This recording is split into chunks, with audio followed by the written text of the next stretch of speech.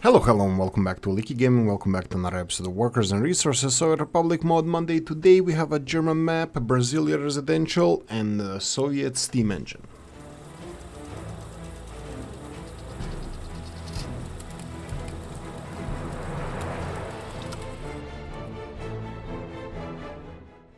Right, a lot of beautiful mods this Mod Monday, plus just a heads up, I did not... there was no maps released this week. I did take one from the previous one that was supposed to be in the previous one as well, because it's a beautiful one, as you're gonna see.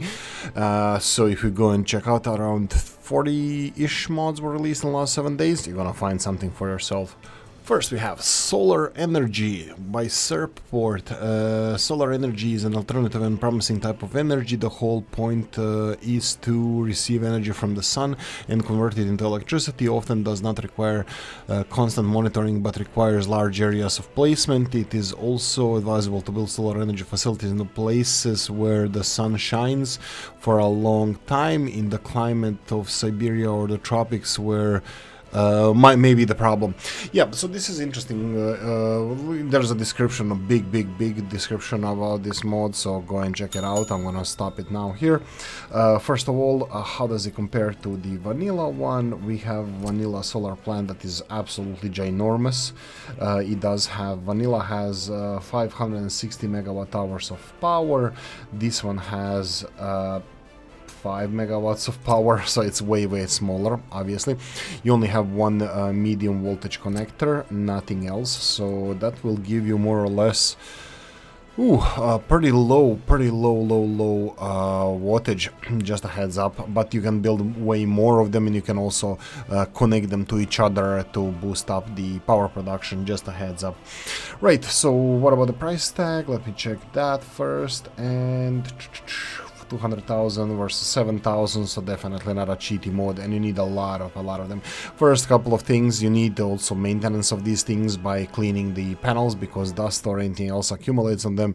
It lowers the capacity of production, so permanent workforce, I think it's even needed for these bad boys as well. Anyway, for more details, link in the description of the video. Mr. Rob's 074 and clothing factory based on a real building in Sosnowiec, Poland, employs 90 workers, requires 2.7 tons of fabrics, produces 1.35 tons of clothes per day when fully staffed. Right, so classic Rob's, beautiful representation of existing Polish building in Poland. Nice ventilation, looks a little bit older, there's not much on the rooftops, at least these industrial areas here. It is a little bit, it's interesting. I would expect that they're gonna be like at least visually different materials from the roof tiles and the flat areas here, but looks like it's all the same. So yeah, it's interesting. Different textures I would suggest or something, but you know, very little I can say because I can't even do these things. So, and I'm a big fan of Rob's work, so yeah. Okay, how does it compare to existing vanilla factories plus the... So vanilla factory is 2.4, this one is 2.7 tons of fabrics production. It's a little bit more productive than the vanilla one. It has few people more, but usually when you deal with these you need to see what vanilla produces. Vanilla produces 5 tons of fabric, and one of these consumes 2.7 tons of fabric, so I think it would be better matched to the vanilla fabric factory than it is the vanilla vanilla clothing factory. So yeah, just bear in mind that you know, you would be squeezing out a little bit more fabric out of your fabric. You wouldn't be stockpiling like you would in the fabric factory. Anyway, definitely beautiful model, classic Rob's. More details, link in the description video. We have synthetic fuel by Serpport. Synthetic fuel is a hydrocarbon fuel that differs from the conventional fuel in the production process, that is obtaining by processing the source material, which before processing had characteristics unsuitable for the consumer. Okay, that's a Wikipedia definition. Typically, this term prefers a liquid fuels obtained from solid coal, sawdust, shale, or gaseous fuels. Processes such as the Fischer-Tropsch process are used by countries that do not have the liquid fuel reserves. More details about synthetic fuels you have in the link in the description of the video. What does this do? turns coal and chemicals and water into fuel. And as you can see, you need a lot of it. You do produce a lot, but you need a lot of it. 600 tons of coal. So if you have excess coal and chemicals, 100 tons of chemicals for 80 tons of fuel. Okay, I'm gonna be a little bit skeptical about this one. Just a heads up, just a heads up. Plus, the import is less than half a day's worth, so this is constantly gonna have to be connected to the like train network or something. Well, actually, what am I saying? You can have way bigger storage facilities on the outside, which I'm pretty sure you're gonna have with these consumption numbers. Water, 160 cubic meters of water. The water quality, does it say what it is? Because on these bad boys, water quality, if it's needed at 160 cubic meters per day, that's a lot of clean water. I'm pretty sure it doesn't need clean water. Quality 100%. No, I don't see anywhere where it says what is the requirement of the water. We have it says here maximum daily water consumption. That's probably building itself 32 cubic meters per day, but for production of this says 160 cubic meters per day. So yeah, there you go. It's a way more expensive way of producing fuels, but like the description says, if your country doesn't have hydrocarbons, you can still produce them out of coal using this method. Anyway, for more details, obviously this is way more expensive than the conventional refinery, so not a cheaty mode at all, and the production is expensive. Not a cheaty mode, link in description of the video.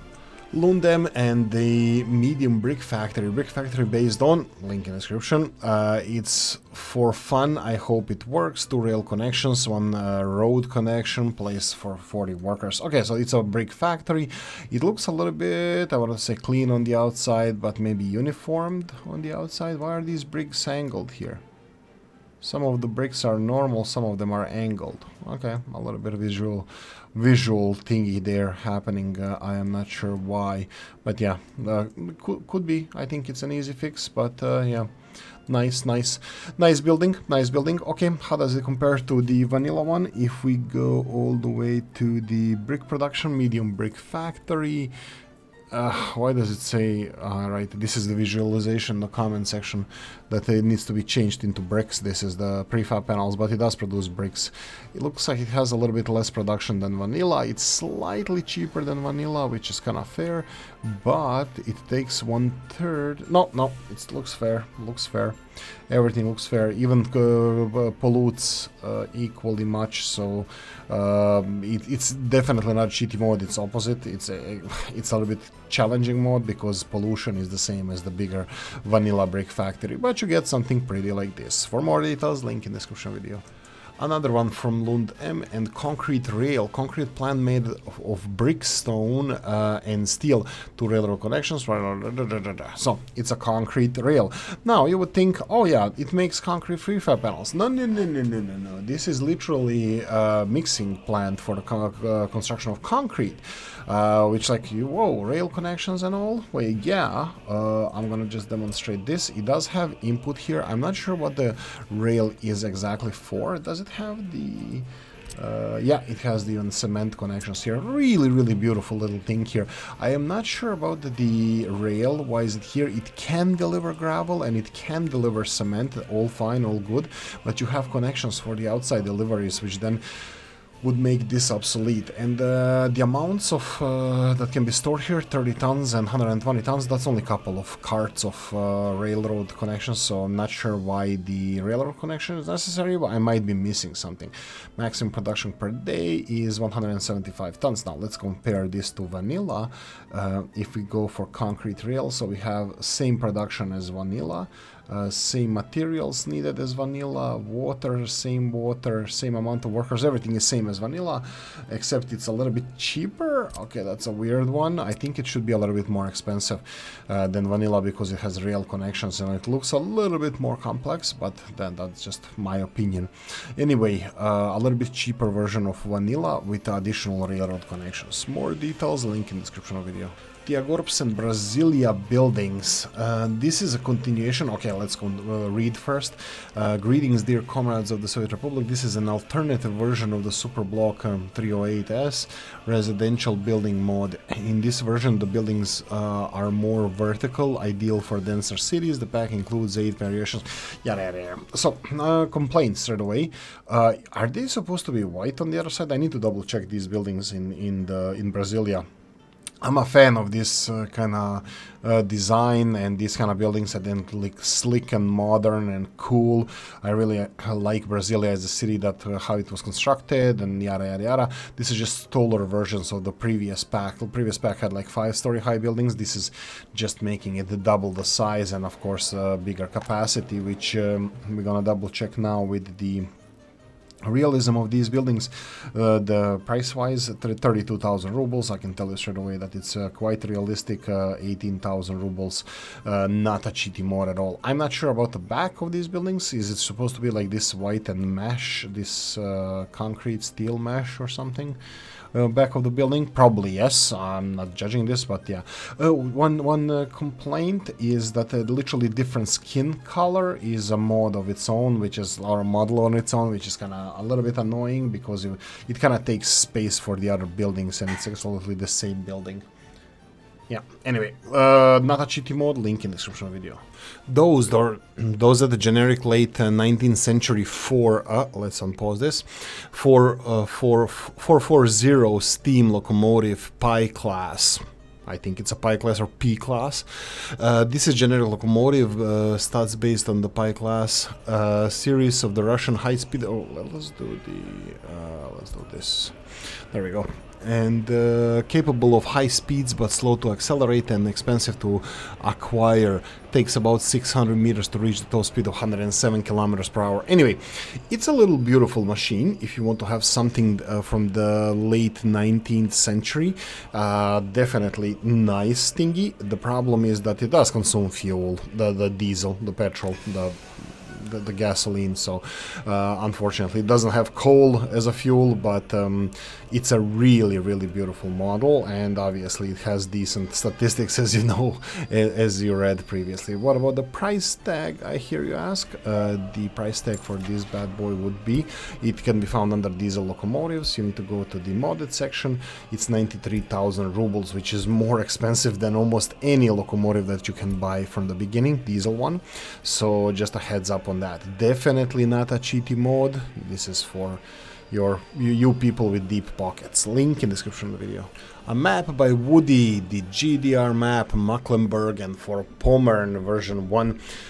Okay, this is the map that was supposed to be in the last Mod Monday, but there was Topros's map and this one, and Topros has a lot of rails, which is fun, but this map is heavily developed and built. Now bear in mind that I do have, look at this, look at this, look at this. It's a ruined building with limited. It's absolutely beautiful. It's great. It's like a post-war thingy. You need to rebuild. There's fires that can happen. Like absolutely great. Infrastructure though is already built. Let's check out the map, how it looks like. It's a standard-ish kind of map, but look at the density here in some cities. Absolutely dense. A lot of housing, there's a couple of modes that you need to subscribe to if you want to have all of these nice stuff, but you don't have to, it's not obligatory. And then we have a wall here as well. Right, and of course the fields, you saw how the fields look, it's absolutely realistic and beautiful. Okay, let's go with the resources and let's put this out of its misery. A lot of coal in the mountains, you have a lot of iron in the mountains, a lot of oil everywhere. Uranium is not gonna be it's not gonna be hard to find, and of course bauxite is everywhere. So resource wise it's not gonna be a problematic map, but it's extremely beautiful and developed already. So if you want to test things out, definitely map for you. Anyway, I hope you enjoyed this video. If you did, press the like button. If you didn't, leave a nasty comment in the comment section. Let me know what you think. Like, share, notification bell, ring it, comment section, hit it. And if you want to support the channel, have the description of the video. Thanks for watching, guys. See you in the next one. Bye bye.